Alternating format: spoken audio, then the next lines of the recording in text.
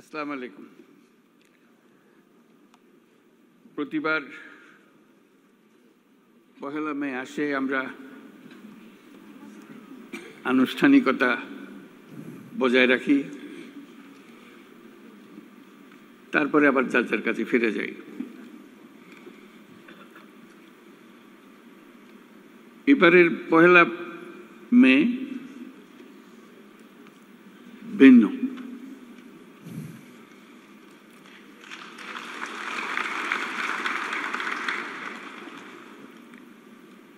সেটা তো অভ্যুত্থানের মাধ্যমে যে সুযোগ আমাদের সৃষ্টি হয়েছে,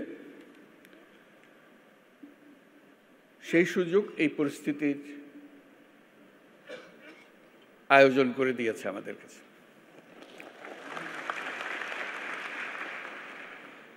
আমরা আজকে যেগুলোই উচ্চারণ করলাম, যেসব কথা বলি, আগেও ওরকম বলেছি নিশ্চয়ই অতীতে, পহেলা মে যখন হয়েছে,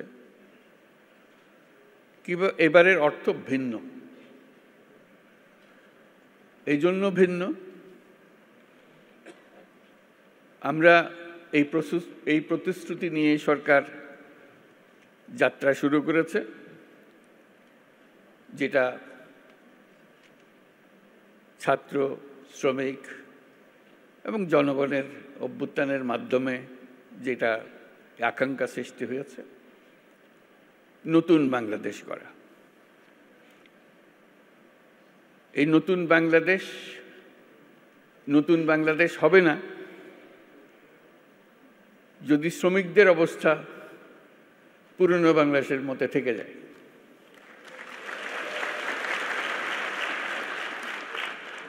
কাজে এটা আমাদের সবার দায়িত্ব, যারা এই নতুন বাংলাদেশে বিশ্বাস করি, যারা এই নতুন বাংলাদেশ গড়ার জন্য প্রাণ দিয়েছে, যারা নতুন বাংলাদেশ গড়ার জন্য আহত হয়ে জীবনের সংগ্রামে রত আছে,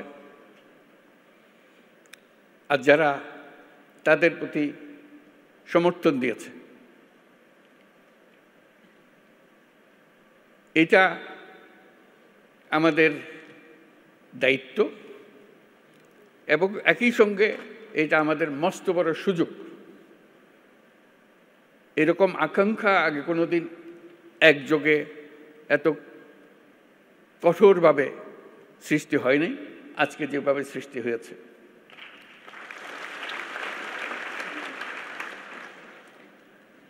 শ্রম সংস্কার কমিশনের চেয়ারম্যান সাহেব খুব সুন্দর করে আমাদের যত আকাঙ্ক্ষা নতুন বাংলাদেশের শ্রমিকদের কি হবে সেগুলো তুলে ধরেছেন তাদের কমিশনের রিপোর্টে, এবং সেটা উনি ভালো করে বুঝিয়ে দিয়েছেন। এটা শুধু শ্রমিকদের পক্ষ থেকে বলার কথা না, সকল পক্ষকে নিয়ে, সকল পক্ষের অংশীদারিত্বে এই কমিশনের রিপোর্ট রচনা হয়েছে। তারা যেসব কথা বলেছেন, যেসব সুপারিশ করেছেন, আমি ব্যক্তিগতভাবে অভিভূত হয়েছি। এত সুন্দর করে এত কঠিন বিষয়গুলোকে তুলে ধরেছে। আমি তাকে অনুরোধ করছিলাম আমাদেরকে একটা তালিকা দেন যেগুলো তাড়াতাড়ি করা যায়। তিনি সঙ্গে সঙ্গে বললেন, আমি প্রস্তুত হয়ে এসেছি, তালিকা আপনার জন্য নিয়ে এসছি। আশু করণীয়, আমাদের দায়িত্ব হলো আশু করণীয়গুলো দিয়ে যাত্রা শুরু করা। এইগুলো করণীয়গুলো সমাপ্ত করার পরে কঠিনগুলো আস্তে আস্তে আমরা রওনা হব। কিন্তু এটা বাস্তবায়ন না করে জাতির কোনো গত্যন্তর নাই। এই নতুন বাংলাদেশ গড়তে হলে আর কিছু কাগজ দলিল থাকার না থাক, এই কমিশনের যে রিপোর্ট আছে এটুকু যদি আমরা বাস্তবায়ন করতে পারি, তাহলে নতুন বাংলাদেশের ভিত্তি রচনা হয়ে গেল। আমরা গৌরবান্বিত হয়ে বলতে পারব আমরা সেই পথেই যাত্রা করেছি এবং সেই পথে চলা আমরা অব্যাহত রাখব। আজকে ভালো লাগলো সবার কথা শুনে, সবার সঙ্গে দেখা করে। আমাদেরকে সবাইকে অনুপ্রাণিত করেছে। আমি বিশেষভাবে অনুপ্রাণিত হয়েছি সবাইকে একসঙ্গে দেখে এবং সবার কথা শুনে।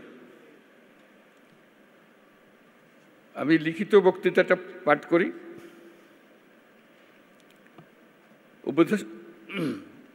উপদেষ্টা পরিষদের সদস্যবৃন্দ, কূটনীতিকবৃন্দ, ইয়োর এক্সেলেন্সিজ, আইএলও সহ বিদেশি সংস্থার প্রতিনিধিবৃন্দ, শ্রমিক ও মালিক সংগঠনের নেতৃবৃন্দ, সাংবাদিকবৃন্দ এবং উপস্থিত সম্মানিত সুধী, আজ মহান মে দিবস। বিশ্বের শ্রমজীবী মানুষের সাথে সংহতি প্রকাশের এক ঐতিহাসিক গৌরবময় দিন। দৈনিক ৮ ঘন্টা শ্রম, ন্যায্য মজুরি ও শ্রমের মর্যাদা আদায়ের লক্ষ্যে 1886 সালের 1 মে মার্কিন যুক্তরাষ্ট্রের শিকাগো শহরে হে মার্কেটে শ্রমিক শ্রেণীর রক্তাক্ত সংগ্রামের মধ্য দিয়ে শ্রমিক ও শ্রমের মর্যাদা সম্মানের সাথে বিশ্বময় স্বীকৃতি লাভ করেছে। সেই প্রেক্ষাপটে এটি শুধু একটা সাধারণ দিবস নয়, শ্রমজীবী মানুষের অধিকার আদায়ের আন্দোলনের সংগ্রামের অনুপ্রেরণার উৎস। তার সঙ্গে এখন যুক্ত হয়েছে আমাদের অভ্যুত্থান, জুলাই অভ্যুত্থান।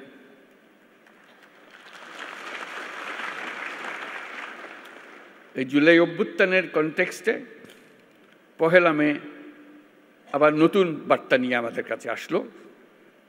এবার আমরা তার অন্তর্নিহিত যে বার্তা, সেটা প্রতিষ্ঠিত করার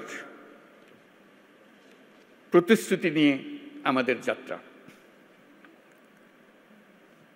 শ্রমজীবী মানুষের অধিকার ও মর্যাদা রক্ষার ঐতিহাসিক এই দিনে যাদের আত্মত্যাগ ও রক্তের বিনিময়ে শ্রমিক অধিকার স্বীকৃতি পেয়েছে, তাদের সহ দেশের সকল মেহনতি মানুষের প্রতি রইল বিনম্র শ্রদ্ধা ও কৃতজ্ঞতা।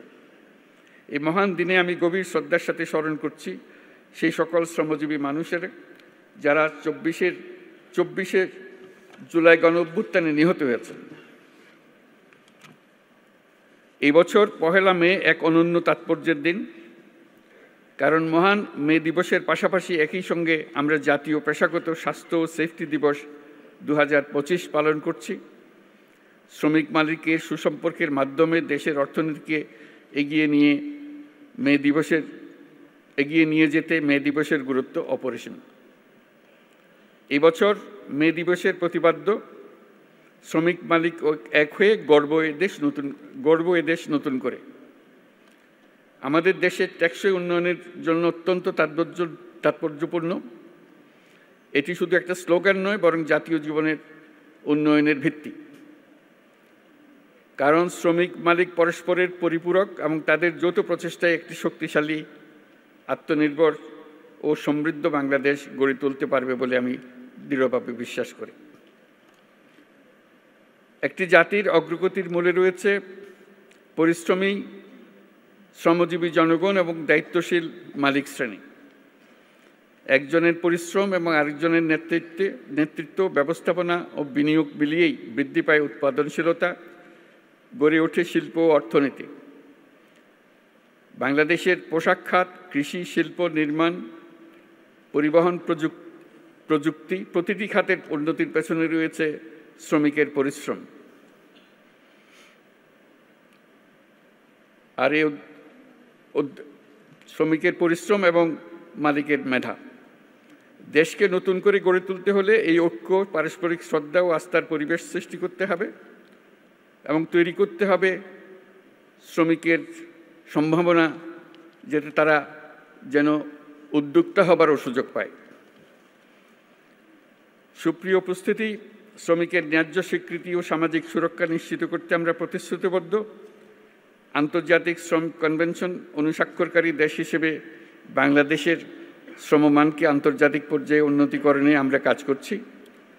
আমরা আন্তর্জাতিক শ্রম সংস্থার সাথে একটা রোডম্যাপ এবং ইউরোপীয় ইউনিয়নের সাথে একটি সময়াবদ্ধ জাতীয় পরিকল্পনা বাস্তবায়ন করছি। তাছাড়া যুক্তরাষ্ট্র সরকারের সাথেও একটি 11 দফা লেবার অ্যাকশন প্ল্যান বাস্তবায়ন করছি। আন্তর্জাতিক সংস্থা এবং উন্নয়ন সহযোগী দেশসমূহের সাথে আমাদের অঙ্গীকারের অংশ হিসেবে আগামী জুনে অনুষ্ঠিতব্য ১১৩তম আন্তর্জাতিক শ্রম সম্মেলনে বাংলাদেশ যোগদান করবে। এগুলো